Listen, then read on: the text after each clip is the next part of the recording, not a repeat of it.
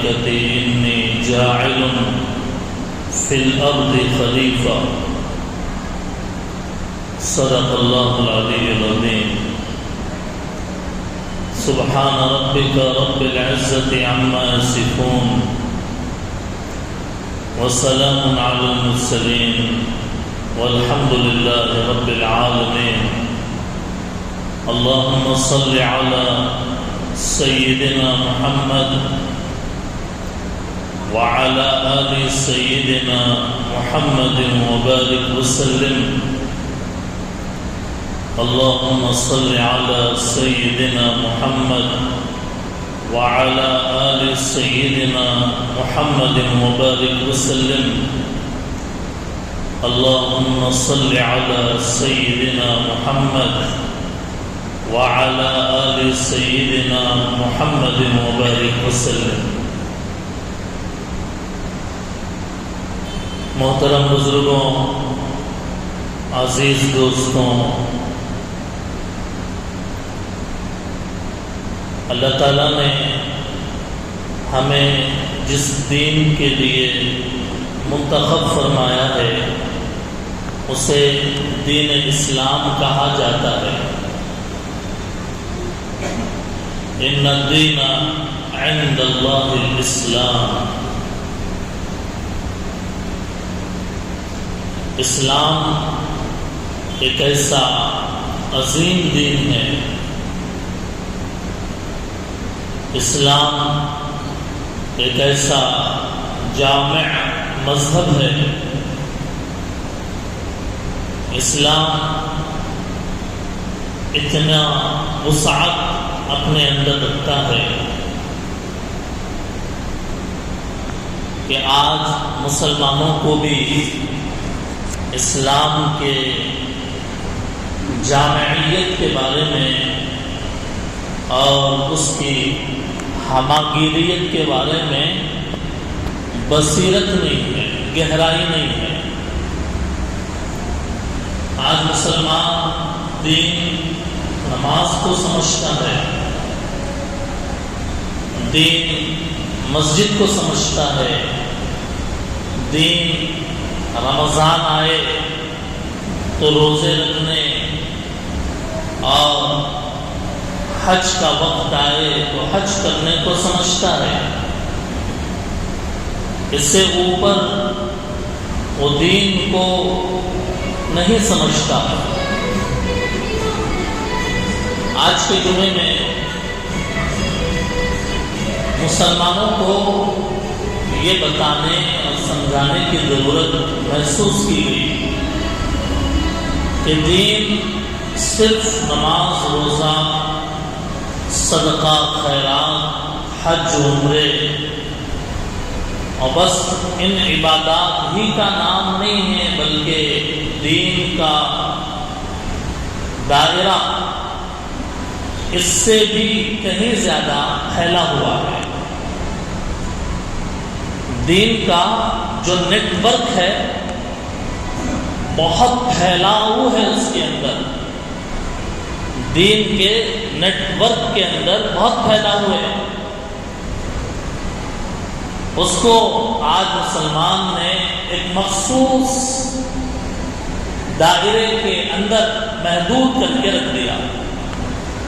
اسی لیے لوگ کہتے ہیں کہ بھئی دین الگ ہے، دنیا الگ ہے. دین الگ ہے اور دنیا الگ ہے. اسلام کا یہ ماننا نہیں ہے. اسلام دین اور دنیا کو الگ نہیں مانتا، بلکہ دین دنیا دین کے اندر ایک حصہ ہے. دین کا پھیلاؤ دنیا میں بھی ہے، قبر میں بھی ہے، آخرت میں بھی ہے. یہ جو موضوع ہے آج کا اور جو ٹاپک ہے کہ جس کی بیسک بات میں نے ابھی کی ہے آپ حضرات کے سامنے، اس کو ذرا سمجھنے کی ضرورت ہے.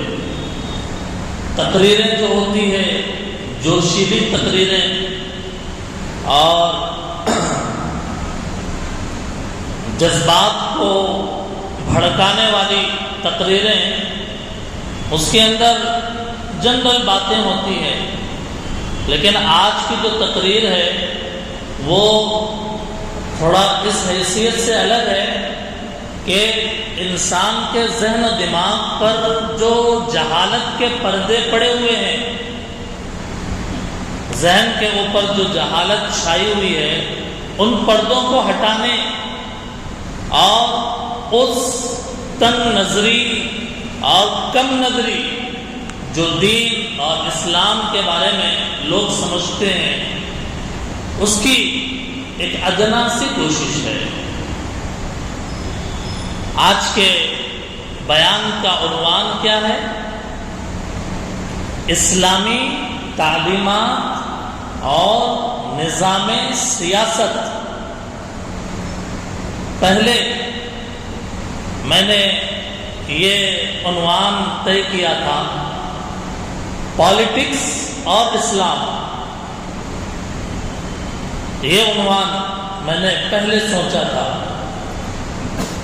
لیکن پھر خیال آیا کہ لفظ پالیٹکس سے انسان کا جو دماغ ہے، مسجد میں پالیٹکس کیا ہے، فوراً نیگیٹو ہو جاتا ہے دماغ، ذہن فوراً منفی تاثر لیتا ہے، اور عنوان کا جب اناؤنس ہوتا ہے تو لوگ اپنے اعتبار سے سمجھنے والے سمجھتے چلے جاتے ہیں اور بہت دور چلے جاتے ہیں، بہت دور سوچ لیتے ہیں۔ اس لیے میں نے پھر عنوان بدلا اور پھر میں نے یہ لفظ اسلامی تعلیمات اور نظام سیاست، یہ عنوان میں نے طے کیا۔ اب یہ عنوان ایسا ہے کہ ایک عام آدمی کو سمجھانا پڑے گا کیا ہے یہ، اس میں کیا بولنا چاہ رہے ہیں، بتانا پڑے گا۔ تو ظاہر ہے حالات چونکہ سیاست ہی کے چل رہے ہیں، آج کے بعد بھی آئندہ ایک جمعہ آئے گا، پھر اس کے بعد 30 نومبر کو انتخابات ہیں اور اس کے اندر الیکشن ہے۔ یہ 2 جمعے، آج کے جمعے میں ایک اہم بات عرض کرنا ہے، اور آئندہ جمعہ بھی ووٹ ڈالنے کی اہمیت کیا ہے، چھوڑنے کے نقصانات کیا ہے، ووٹ ڈالنے کا شرعی نقطہ نظر کیا ہے، شریعت کے اندر ووٹ ڈالنا ہے یا نہیں ہے، ایسے کہ دنیا کی چیز ہے۔ یہ 2 جمعے انشاءاللہ اس موضوع کے اوپر بیان ہونا ہے۔ پہلے ہی اس لیے عرض کر رہا ہوں تاکہ آپ ذہن میں رکھیں اور بات سمجھنے کی کوشش کریں۔ دوستوں اور بزرگوں، سب سے پہلے شبہ یہ کیا جاتا ہے کہ دین کے اندر سیاست کا کیا دخل ہے؟ نماز پڑھو، روزہ رکھو، سجدے کرو، دعائیں کرو، یہی دین ہے۔ سیاست، پالیٹکس کا کیا دخل ہے شریعت کے اندر؟ یہ ایک ڈاؤٹ ہے، یہ ایک شبہ ہے۔ سب سے پہلے اس کا آپریشن کرنا ہے کہ دین کے اندر سیاست ہے یا نہیں ہے، قرآن کیا کہتا ہے، حدیث کیا کہتی ہے، انبیاء کی زندگی کیا کہتی ہے، اس کو ہمیں سمجھنا ہے۔ اور یہ ڈاؤٹ بھی کوئی بیجا نہیں ہے۔ یہ جو ڈاؤٹ ہوا کہ بھئی دین کے اندر سیاست کا کیا دخل ہے، اس کی بھی ایک بنیاد ہے، اس لیے کہ آج کل کے دور کی جو سیاست ہے وہ جھوٹ پر مبنی ہے۔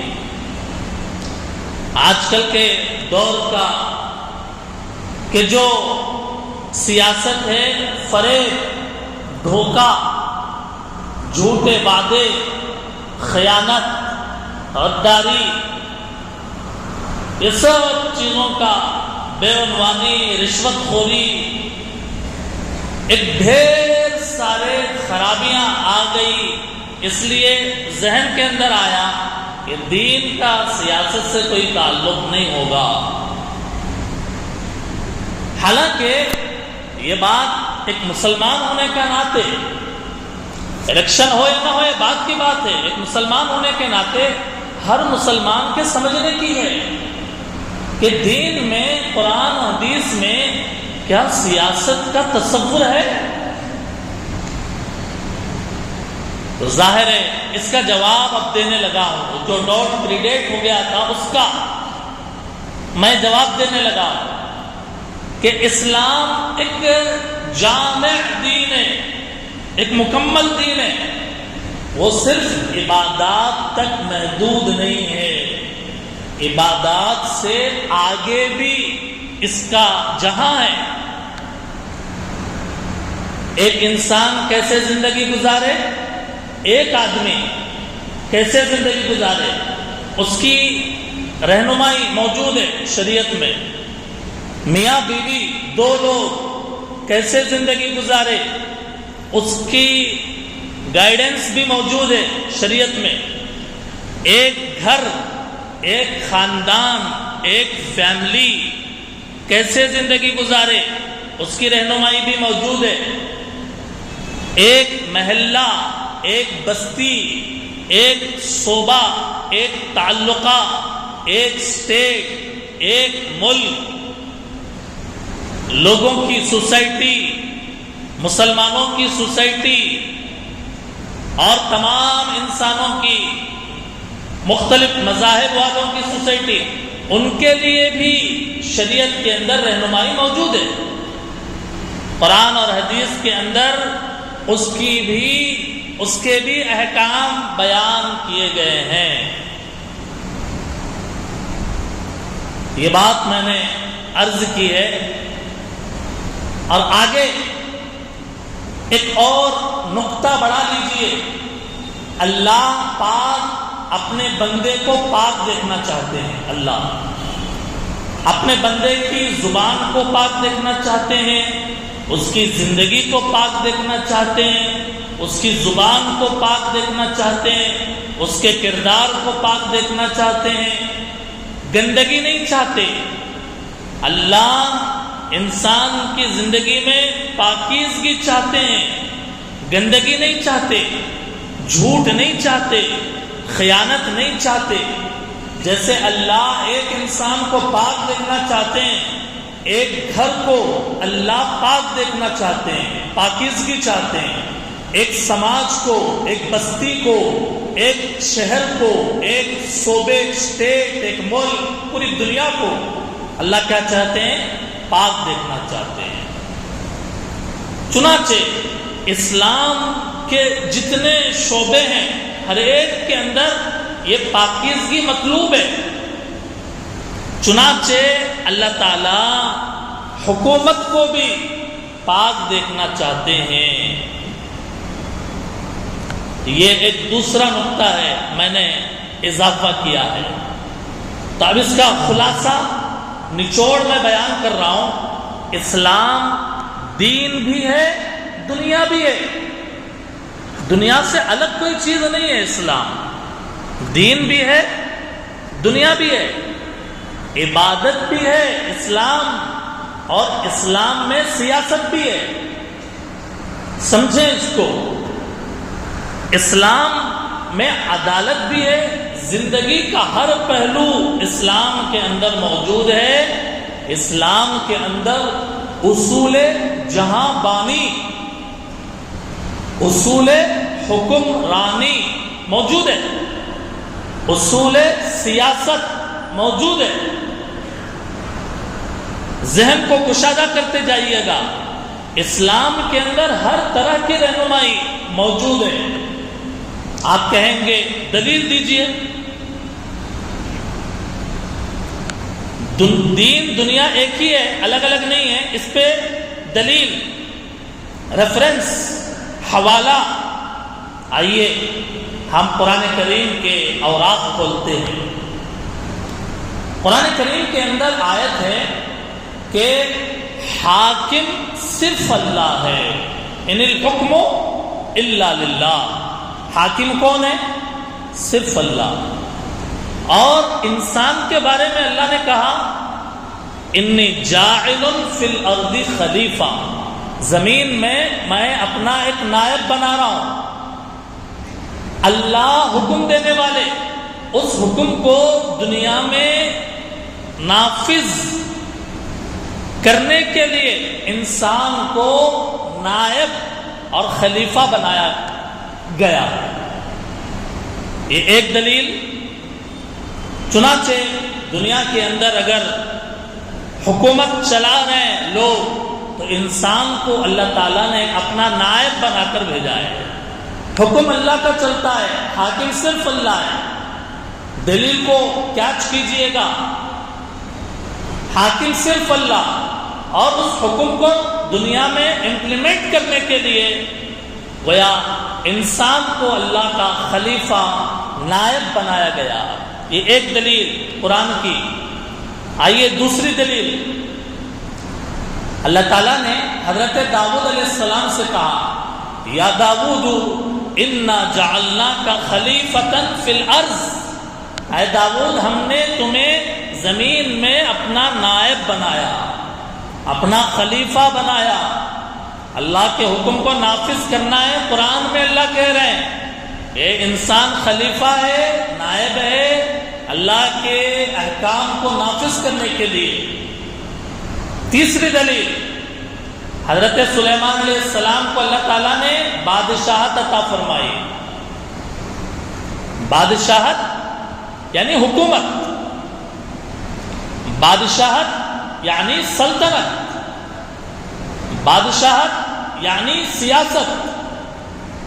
سیاست کس کو کہتے ہیں؟ سیاست کہتے ہیں نفع کو پھیلانا اور نقصان کو روک دینا. ڈکشنری میں یہ تعریف ہے، نفع کو پھیلانا اور نقصان پہنچانے والی چیزوں کو روک دینا. اللہ تعالیٰ نے سلیمان علیہ السلام کو، میں قرآن کی روشنی میں آپ کو بتا رہا ہوں کہ بادشاہت عطا فرمائی، ملوکیت عطا فرمائی، سلطنت عطا فرمائی. ایک اور آیت، تین دلیلیں میں دے چکا. چوتھی دلیل حضرت یوسف علیہ السلام کا واقعہ آپ نے سنا، بڑا مشہور ہے.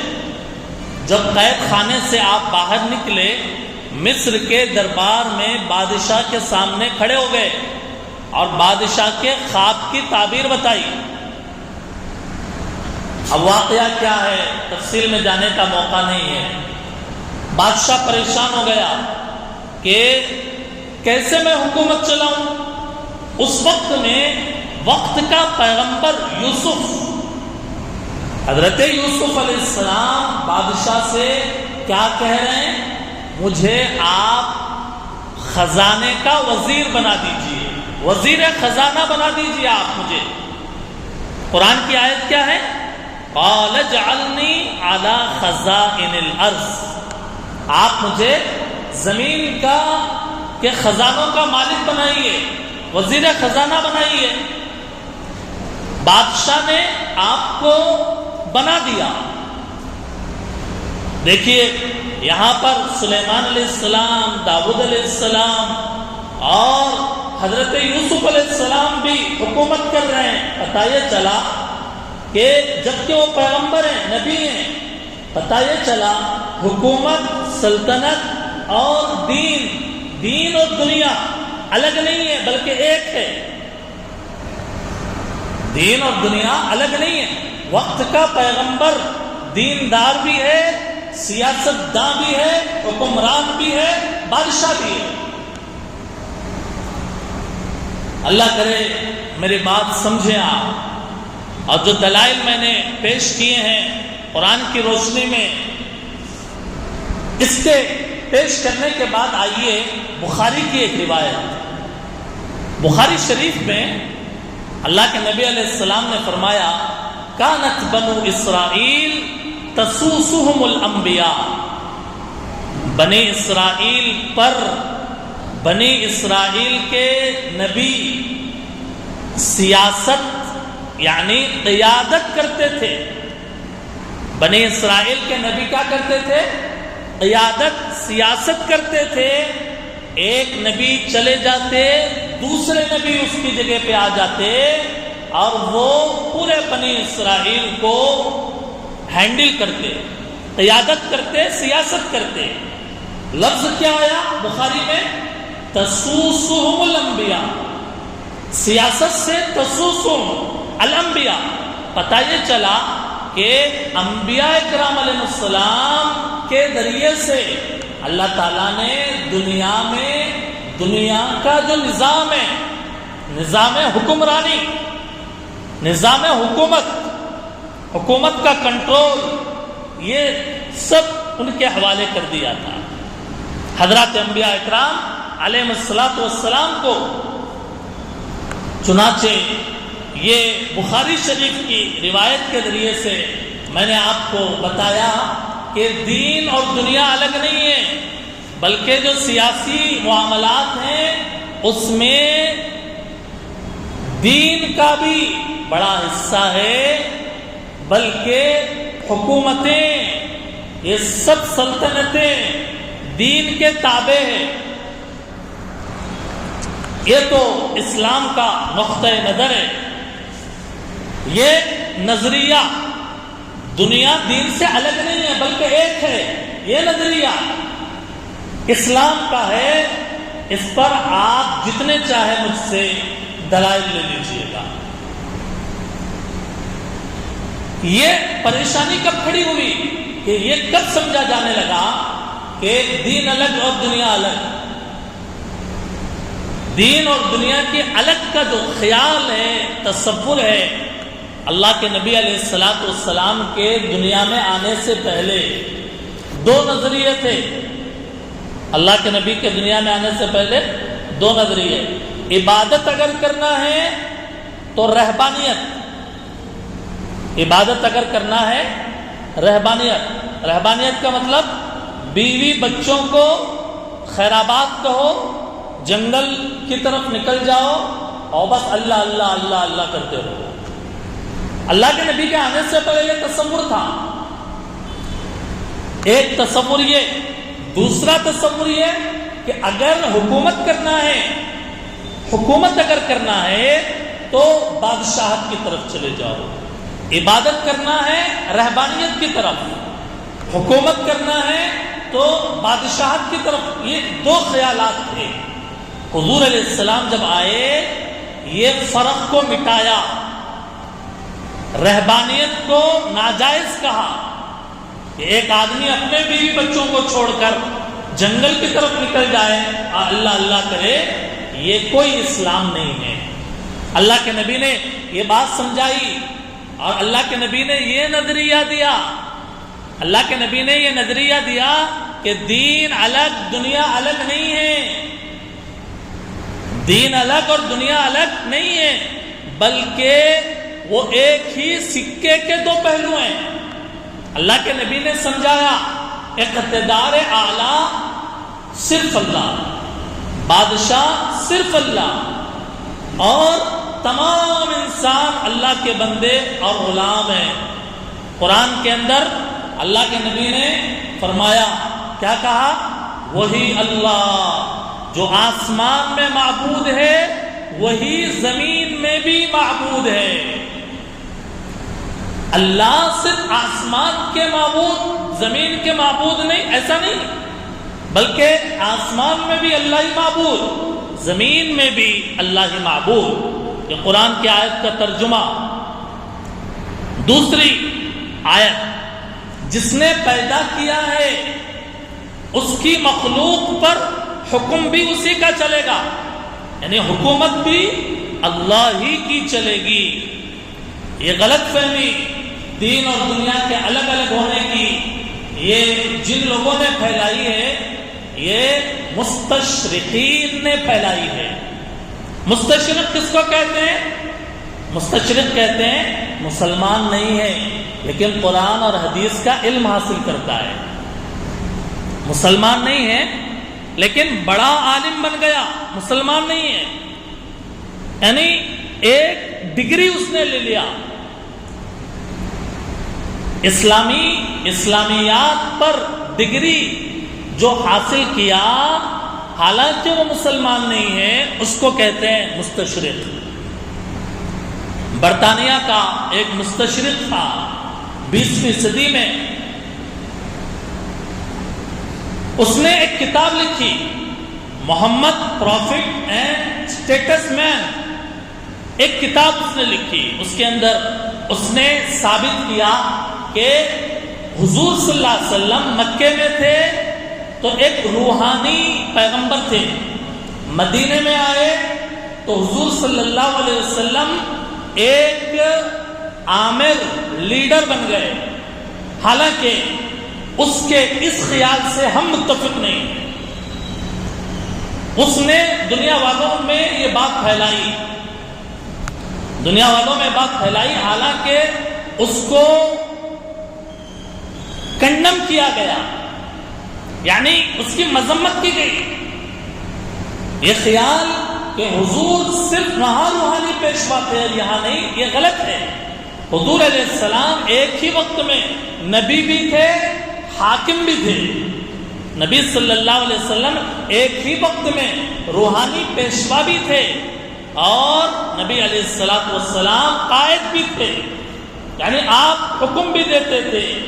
چنانچہ مدینے کے اندر اس کا زیادہ ظہور ہوا، اس نے پھیلایا دنیا کے اندر کہ دین الگ ہے، دنیا الگ ہے، لیکن اسی بات کو مذمت کے انداز میں اس برطانیہ کے تاریخ داں اور ریسرچر نے لکھی ہے، مائیکل ایچ ہارٹ، جس نے پوری دنیا کے 100 بڑے لوگوں کی ہسٹری لکھا۔ اس کے اندر سب سے پہلا نمبر نبی صلی اللہ علیہ وسلم کا اس نے دیا، اور اس نے کہا کہ محمد وہ واحد انسان ہے کہ جو مذہب اور سیاست دونوں سطح پر یکساں طور پر کامیاب قائد ہیں، یکساں طور پر مذہب میں بھی اور سیاست میں بھی، دونوں جگہوں پر ایک کامیاب قائد ہیں۔ دوستوں اور بزرگوں، یہ بات بہت وقت چاہتی ہے، یہ جو ٹاپک ہے یہ کافی وقت چاہتا ہے، لیکن بڑے آسان انداز میں میں آپ کو یہ بات بتانے لگا ہوں کہ نبی صلی اللہ علیہ وسلم نے جو شریعت، جو اسلام ہمیں دیا ہے، وہ صرف عبادات کے حد تک نہیں ہے، نماز روزہ بس یہی دین، سیاست کے اندر کوئی دینی باتیں یا اس کی رہنمائی قرآن و حدیث میں موجود نہیں ہے، ایسا نہیں ہے۔ قرآن حدیث میں سیاست کے کرنے کا انداز بھی بتایا گیا، مسلمانوں کو سکھایا گیا، لیکن یہ جو باہر سیاست کا ایک جو طوفان آیا ہوا، الیکشن کے مومنٹ پر جو طوفان آیا ہوا ہوتا ہے، اب مسلمان کو یہ سمجھانا کہ اسلامی سیاست کیا ہے اور اس کا انداز حکمرانی کیا ہے۔ آئیے ایک ہمیں جو بات پہلے سے معلوم ہے وہ جانتے ہیں۔ ابو طالب نے نبی صلی اللہ علیہ وسلم کو بلایا اور کہا، بھتیجے یہ قوم کے لوگ آئے ہوئے ہیں، کہہ رہے ہیں کہ تم اس دعوت کو چھوڑ دو، نہیں چھوڑو گے تو یہ تمہیں نقصان پہنچائیں گے۔ اللہ کے نبی علیہ السلام نے کیا فرمایا؟ میں آپ لوگوں سے، مکے کے سردار آئے ہوئے تھے، کہا میں ایک کلمہ آپ سے پڑھوانا چاہ رہا ہوں، کہلوانا چاہ رہا ہوں، اگر تم کہہ دو گے تو تم عرب کے اقتدار کے مالک بن جاؤ گے، عرب کے کرسی پر، حکومت کی کرسی پر اللہ تمہیں بٹھائیں گے، وہ کلمہ اگر کہو گے تم، اور عجم پر بھی تمہارا سکہ چلے گا۔ اللہ کے نبی نے پھر فرمایا وہ کلمہ لا الہ الا اللہ محمد الرسول اللہ کا ہے۔